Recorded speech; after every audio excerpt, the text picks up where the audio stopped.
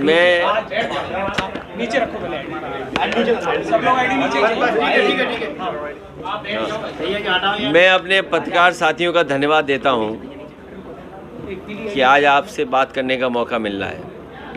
UP तक सही से लगाओ, यूपी तक सही से लगाओ। जो हालात उत्तर प्रदेश में हैं, अन्याय चरम सीमा पर पहुंच गया है। महंगाई तो पहले से ही चरम सीमा पर थी, बेरोजगारी चरम सीमा पर पहले ही थी, और जिस उम्मीद से जनता ने भारतीय जनता पार्टी को दोबारा मौका दिया, आज जब जनता आकलन करती है तो सबसे ज़्यादा दुख और तकलीफ इस सरकार में मिल रहा है। तहसील से लेकर के थाना और थाने से लेकर के ऊपर के अधिकारी, कहीं सुनवाई नहीं है। और जब सुनवाई नहीं है और अधिकारी निर्णय नहीं ले रहे हैं, सरकार का अगर दबाव है तो किसी भी आम व्यक्ति को न्याय नहीं मिल पा रहा। जब अधिकारी मनमानी करेंगे और भारतीय जनता पार्टी के नेताओं के दबाव में काम करेंगे तो कभी भी गरीब जनता को न्याय नहीं मिल सकता। और उसका जीता जागता उदाहरण देवरिया का है, जहां पर ऐसी घटना घटी है, 6 लोगों की जान चली गई। अगर कोई दोषी है उस घटना के लिए तो वो सरकार स्वयं दोषी है। अब भारतीय जनता पार्टी उसमें लगातार राजनीति कर रही है। ऐसी घटनाओं पर राजनीति नहीं करनी चाहिए। अन्याय इतना नहीं करना चाहिए कि लोग सहन न कर सकें और लोग खुद खड़े हो जाएं सरकार के खिलाफ। और ये अन्याय, ये कहीं न कहीं सरकार के दबाव में ये अपराध हो रहा है। ये अन्याय नहीं बचा, अपराध हो रहा है। और सुनने में आ रहा है कि भारतीय जनता पार्टी के लगातार नेताओं की कोशिश है कि इससे राजनीतिक लाभ लिया जाए। राजनीतिक लाभ लेंगे अगर आप तो घटनाएं बढ़ेंगी, कम नहीं होंगी।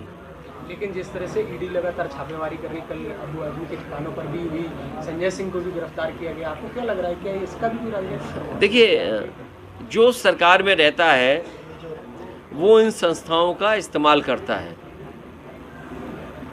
पहले कभी इस्तेमाल हुए होंगी ये संस्थाएं, आज भारतीय जनता पार्टी की सरकार है, लेकिन भारतीय जनता पार्टी ने सब सीमाएं लांघ दी।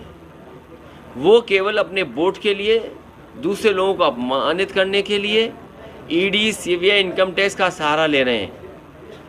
हमारी तो मांग ये होगी कि भारतीय जनता पार्टी अगर ज़ीरो टॉलरेंस रखती है करप्शन के लिए, तो अपने नेताओं के, अपने विधायक, अपने लोगों का आकलन करें कि किन किन की संपत्ति बढ़ गई है, और जिन जिन की संपत्ति लगे कि ज़्यादा बढ़ गई है तो उनके खिलाफ भी वही कार्रवाई होनी चाहिए जो विपक्ष के खिलाफ कार्रवाई कर रहे हैं।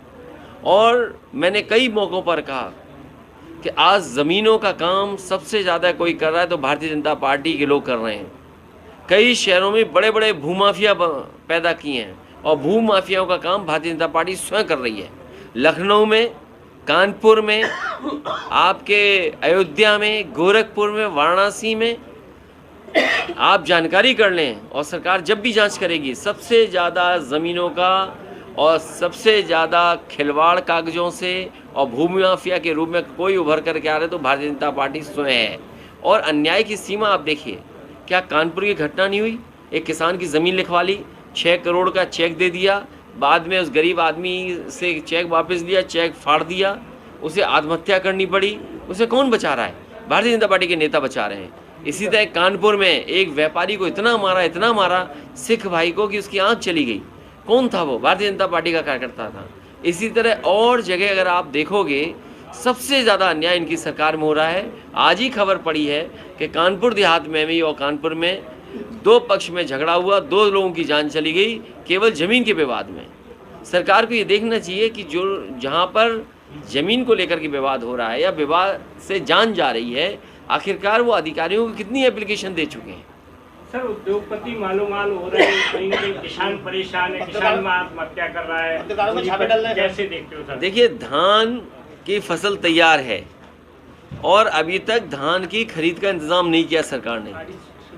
गेहूं तो प्राइवेट कंपनियों से खरीदवा लिया और धान की कोई भी तैयारी सरकार ने नहीं की। हफ्ते 2 हफ्ते में धान कटने लगेगा। सरकार कहाँ से खरीदेगी, ये कोई सरकार का इंतज़ाम नहीं। इसीलिए सरकार किसानों की नहीं है, गरीब की नहीं है, गांव में रहने वालों की सरकार ये नहीं है। ये सरकार है बड़े बड़े लोगों की, उद्योगपतियों की। उद्योगपतियों को कैसे लाभ मिले, उद्योगपतियों को बैंकों का पैसा कैसे मिले, उद्योगपतियों को सब्सिडी का लाभ कैसे मिले, और ये 2-2 हज़ार रुपये जो जमा हुए हैं इसका लाभ उद्योगपतियों को कैसे मिले, उस दिशा में काम कर रही है। सुना है आज आखिरी तारीख है कि कल आखिरी तारीख थी। कहीं ऐसा ना हो कि बीजेपी फिर बढ़ा दे समय 1 हफ्ता, क्योंकि हो सकता है उनके जानने वालों के पैसे अभी 2000 पूरे जमा ना हुए हों।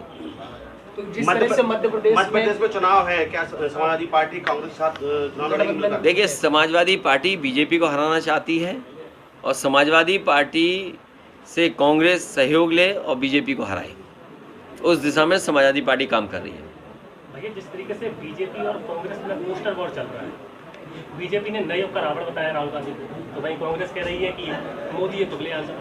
कैसे? देखिए, ये विवादों में नहीं पड़ना चाहिए। सही मायने में किसान का भला हो, गरीब को सुविधा मिले, और जो स्वास्थ्य सेवाएं ठप हो गई हैं कम से कम स्वास्थ्य सेवाएं बेहतर हों। आज गरीब को किसी अस्पताल में इलाज नहीं मिल रहा, गरीब कहीं पहुंच जाएगा किसी अस्पताल में, इलाज उसको नहीं मिल रहा। भैया जी 2024 में जैसे कि मैनपुरी लोग